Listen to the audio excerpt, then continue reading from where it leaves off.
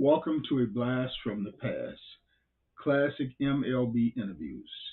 Today we start with the Hall of Famers, Mr. October himself, Reggie Jackson. We got the Hall of Famer, the legend, and Mr. October himself, Reggie Jackson. How are we doing today? I'm good. How are you? Coach? The coach. I got the Hall of Famer himself here, Mr. October. And you know, you have a very long itinerary for baseball. What are some of your fondest memories when you think back of your career? Oh, wow. Oh, man. That's a pretty big deal there. I've been around the game for 40-some years. You know, so it's whether I played my first All-Star game or signed my first contract in '66, meeting Willie Mays and seeing Henry Aaron and seeing McCovey and Gibson and Koufax and getting to the Hall of Fame, enjoying the games with my dad and having my dad fly in to see me play in different places, spending time with him and brothers and sisters and family, and great relationships I've made, and appreciation from the fans, and being successful with great teams, the Yankees and the Oakland A's. You know, I just have so many memories there. They're all good. I have very few, not very many bad memories at all.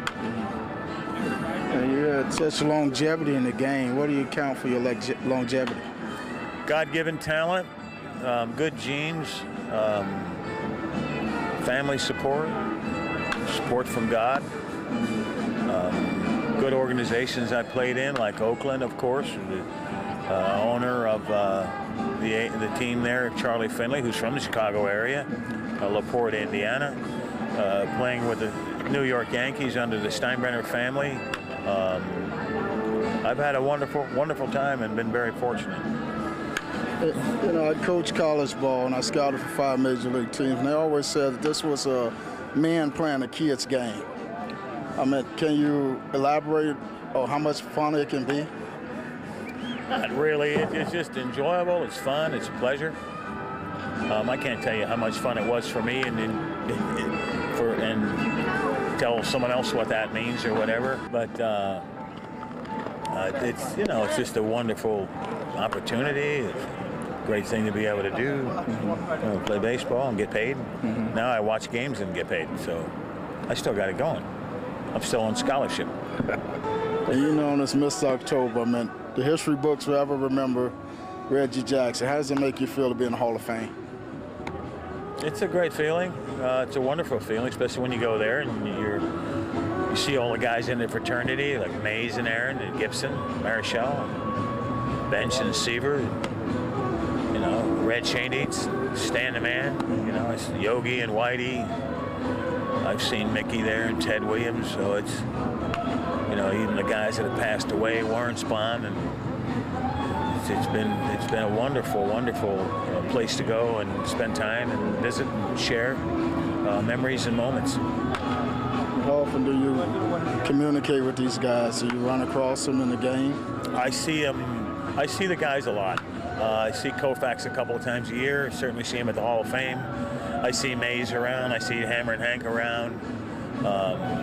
You know, I see Fergie Jenkins from time to time, whether it be golf tournaments or whatever. K-Line and Bench and Morgan and Seaver and the guys. It's neat. It's a wonderful thing. Just this one last question. When you think about your major league career, when you first made it to the big leagues, got that call up and walked in the locker room and saw your uniform, what was that feeling like? I don't know, dude. It was one of excitement, yeah. You know, one of nervousness, yeah. You know, are you going to be able to make it? You know, my first time I got called up was in June of '67, and I got sent back to the minors about a month later. I didn't make it. Yeah. So I was scared and nervous. I remember going up to the big leagues, and I remember going back to the minor leagues. So it's all good, you know, like Kellogg's. Kello double good. The coach with the Hall of Famer and the legend, Mr. October, Reggie Jackson.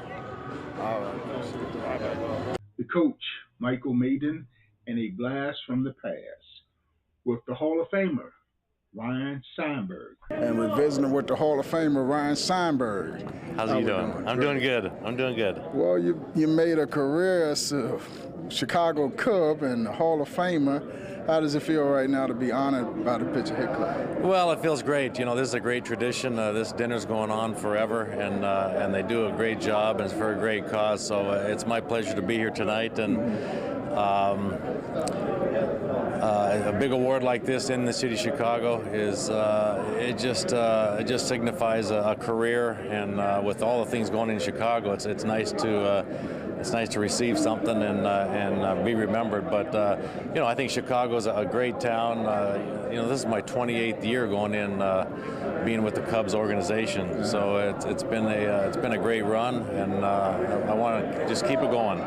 You know, you're revered in Chicago history along with Michael Jordan, Walter Payton, Ryan Sandberg. How does it make you feel when you come back into the city knowing that you left such a legacy behind? Well, it always feels great, and you know, my wife and I and our families, we still have a home here, so we call Chicago home, and it was great to play during those years with Michael Jordan around and Walter Payton and really all the athletes and the great team traditions that Chicago has going on here. It's a great tradition, and to be a part of it and spend the time here and to leave a mark is very special. And our show reach a young audience, so we try to ask those non-media questions, but questions that be appealing to youngsters. The Cubs mystique. What's to the Cubs mystique? Well, the Cubs mystique, I think Wrigley Field has a lot to do with it. Generations of Cub fans have gone there over the years and watched games. It's grandpas taking grandsons, and it's fathers taking kids and their sons, and just it's a timeless place, and it just hasn't changed over all the years, and it's going to be the same throughout the years. But to go there and see the beauty of it and watch a ball game and see the ivy on the wall, it's just a special place, along with the Cubs logo, which signifies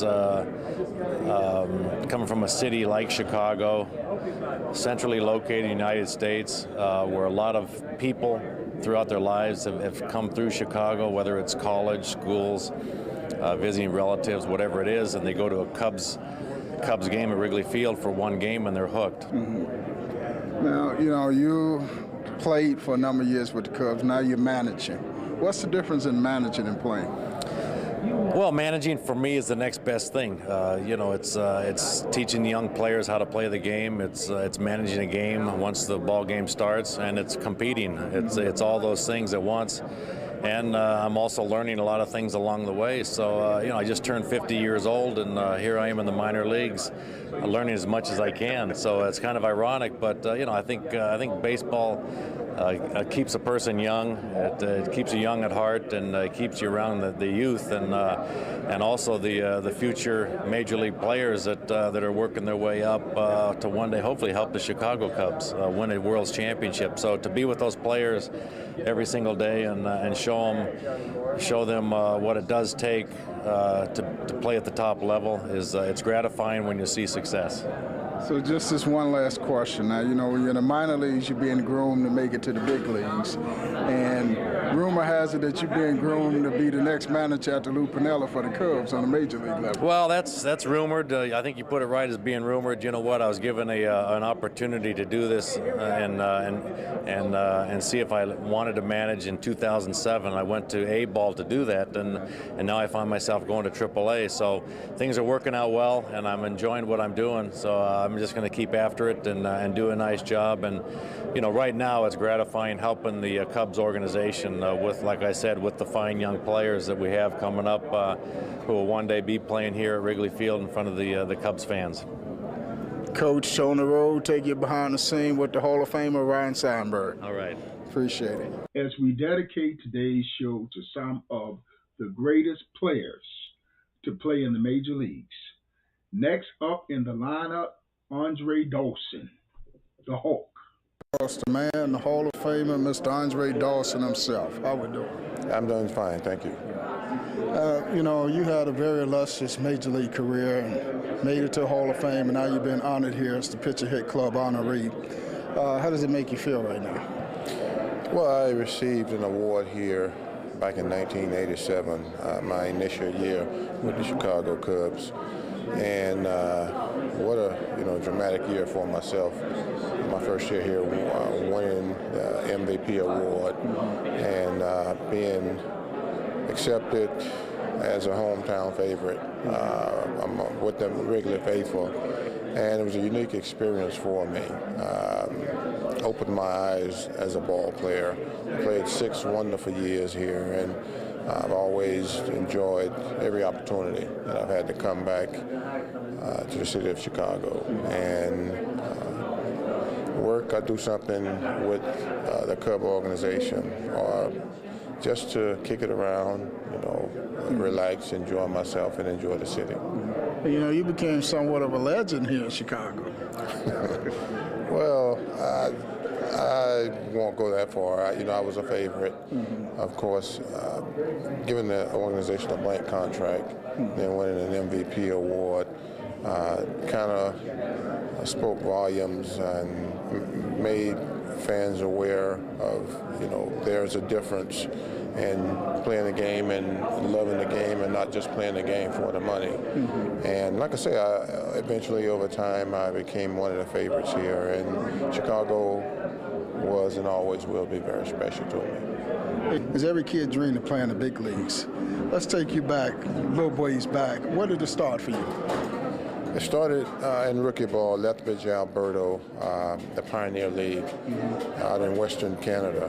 I was drafted by the Montreal Expos in the 11th round in 1975. I played a couple of years of minor league baseball. The year following Lethbridge, I played AA 2 months in Quebec City. And then I played the last 3 months of that year in Denver, which was their AAA farm club, and in the big leagues all in the same year. So my stint in the minor leagues was real brief, all of about a year and a half. When you was in high school, did you know you'd be in the big leagues? Did you have that dream? No, it was a far and remote dream as a kid. A million kids want to grow up and do the same thing. And I just kept telling myself, and I had influence from my mother, my grandmother, about, follow your dreams, set goals.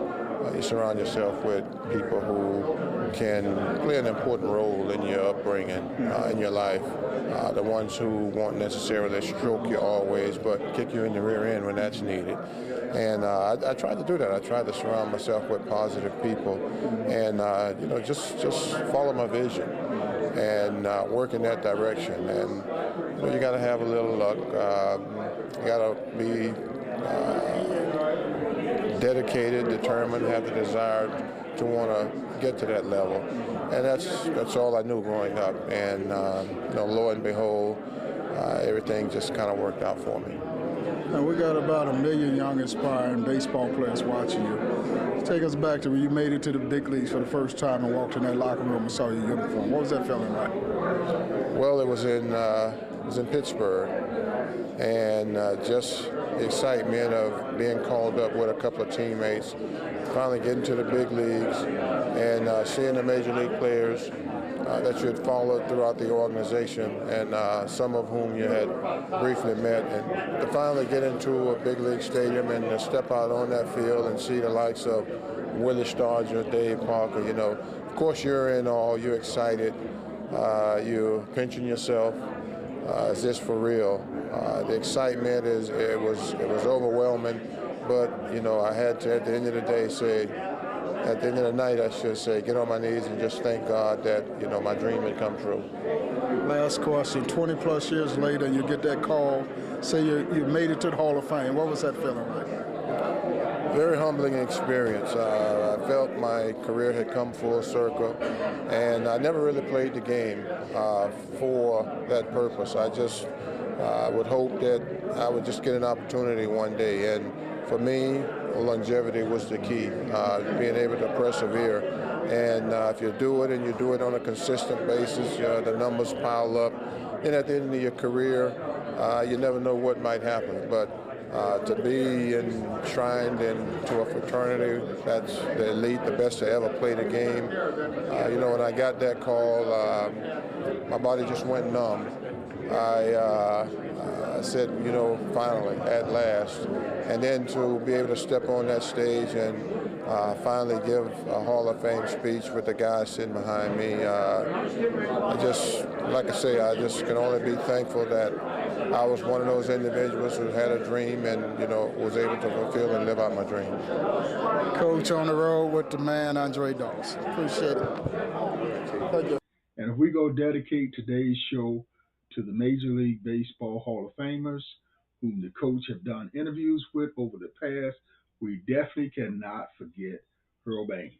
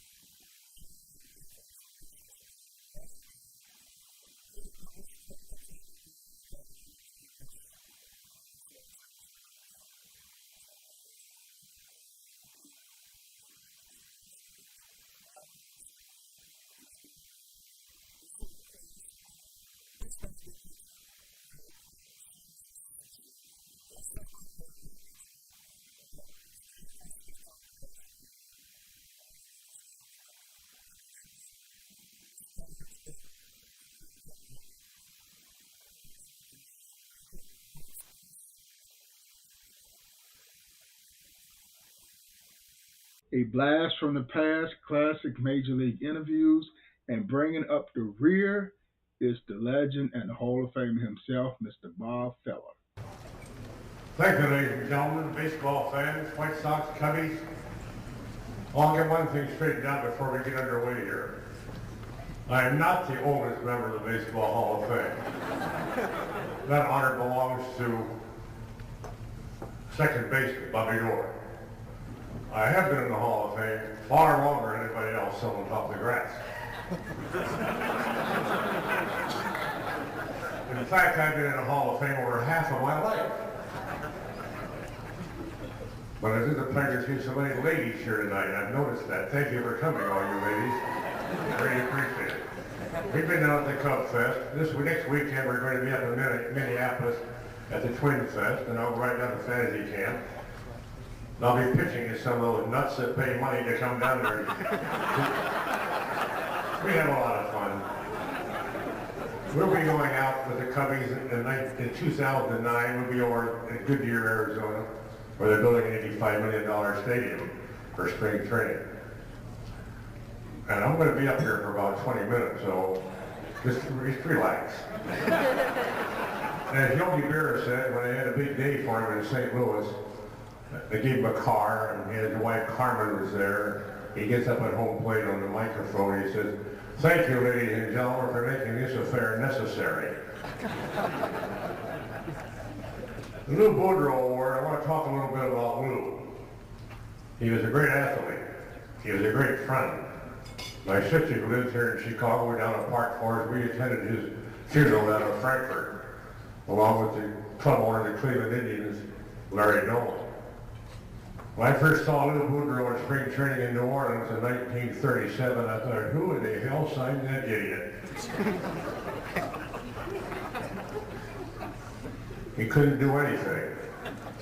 2 years later, he was our shortstop. He was a great athlete, a great basketball player with the Whiz Kids when they won the national championship when he went to the University of Illinois. He was my dear friend. He was afraid of nobody. He was a great leader. And we were great friends. The last time the Indians won the pennant was in '48. He went 4 for 4 when he tied the Red Sox. He went to Boston on a train overnight. He went 4 for 4 and hit 2 home runs. But you couldn't have chosen a better person than Lou Boudreau to give anybody an award to anyone. He was the Cleveland Ball Club. He's the kind of a leader we need in this country today. There aren't many around that I can see. So I don't want to get into politics. I could easily do it, though. We do need more leaders, and I need ladies and gentlemen to know that. We can get into politics almost any time. We got too much of it right now.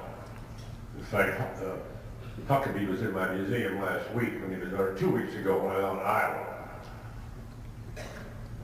When I came back from sea duty, we took supplies to Russia for a year in Murmansk and Arkansas, where it's 50 below, and they went over one war in the Pacific. I was a gun captain on a battleship Alabama, which is in Mobile.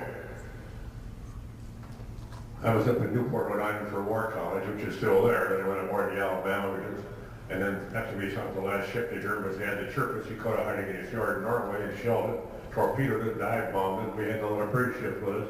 We were taking convoys up there to Murmansk and Arkansas, where it was rather cool. It is cold here. It is hot here compared to that. When I came back from sea duty, I took over the Great Lakes Ball Club for Mickey Cochran. We had the best baseball club in the United States. We played all the major league ball clubs for entertainment of the sailors up there. We had 110 sailors at Great Lakes at that time. I was doing most of the pitching. Raleigh Williams, basketball coach here at University of Iowa, was the athletic director. Next to my desk over there at Great Lakes was a guy named Paul Brown, one of the greatest football coaches in history, along with Laura Graham from Waukegan, Illinois, whose mother played the piano at my wedding at a Methodist church in Waukegan. It was my first wife, Virginia, the mother of my 3 boys, 2 in Florida and 1 in Concord, Connecticut. So I managed that ball club. We played the Cubs. They didn't win. We shut them out 1-0. They won a pennant that year in 1945 and gave the Tigers a battle for 7 games. In the 7th game, I was sitting in the St. Francis Hotel with Satchel Paige, listening to that game on the radio. I was pitching against Satchel that night in the old Emeraldville ballpark over in Oakland, California, at the east end of the Bay Bridge. That was the same day that the United Nations had the first meeting in history at the Civic Center in San Francisco. They couldn't decide to have lunch, and they haven't decided the damn thing since. I scheduled a game with Notre Dame. We played at Notre Dame. We played at Waukegan High School. We played all military bases within the year. Truax Field, Lockbourne, Chinook. I also scheduled the penitentiary over in Michigan City, Indiana, because I knew the wars. We were playing a game over in the penitentiary. The wall was about 50 feet high and about 6 feet thick. And then a pitcher was pitched very slow. He was very deliberate. One of the fellows yelled at him, "Hurry up and pitch." He said, "We don't have all day." The other fellow said, "Take your time, buddy. You got 30 years. You know, I have a lot of fun in sports, and baseball is one of them. Of course, I'm from out here in Iowa, where I have a museum in my hometown of Van Meter. It's about 1,500 people right outside of Des Moines on Interstate 80. My museum people were here. They're raising money for the museum. We have a lot of support from all around the country. Anybody here ever been in the Bachfeller Museum in Van Meter, Iowa? Thank you, sir. Anybody else? Yes. Our great coach back here has been babysitting me since I've been here. I jotted down a few notes. I think you might be interested. There's a lot of big controversy about baseball nowadays. I talked to Bud City the other day, and you know what we talked about. He said, "Bob, what do you think?" I've been friends with his for years. I've known every baseball commissioner that we ever had. I've known Judge Landis. When I was signed by the Cleveland Ball Club illegally, like most everybody was being signed, you civil rights around this country up until 1936. Every minor league team could sign the players, free agents in their territory, regional rights. Well, they all were cheating. So, you know, so what else is new? So the Des Moines Ball Club complained, so I came in there about 3 times with my father to see Judge Landis at 333 North Michigan Avenue in his office. We all lied to him. I said I was signed with the manager of the Fargo Moorhead team for a contract where I give you one autographed baseball and $1, and a check for $1. That was my bonus. I didn't have an agent. I didn't know Scott Burrows. I still don't. So my father told Judge Landis, my son wants to play with the Cleveland Ball Club, and I do too. And Commissioner, if you don't let my son play with the Cleveland Indians, I'm going to sue you in federal court. He said, "You better understand that, Commissioner." He says, "I certainly do, Mr. Feller. I played for the Cleveland Indians because he knew when we went to federal court, he'd lose. 2 weeks later, they changed the rule. Major League Scouts could sign anybody, all three, everywhere in this country." That was my beginning. That was the way we got started. But you've never heard of me if it hadn't been for the game of baseball. I respect it. What I told Bud City is this. I said, this is a nation of laws, not a nation of men. Sports are games of rules. And if you break the law and break the rules, there has to be consequences. If there are not consequences, you might as well just throw out all the laws and all the rules and live by the law of the jungle, the survival of the fittest. I said, you take care of your business and you punish all those that cheated and lied. Well, that draws to the close of today's show as we dedicated it 100% to the Major League Baseball Hall of Famers who have been a part of the coach interviews over the past years. I want you to remember to check us out on Facebook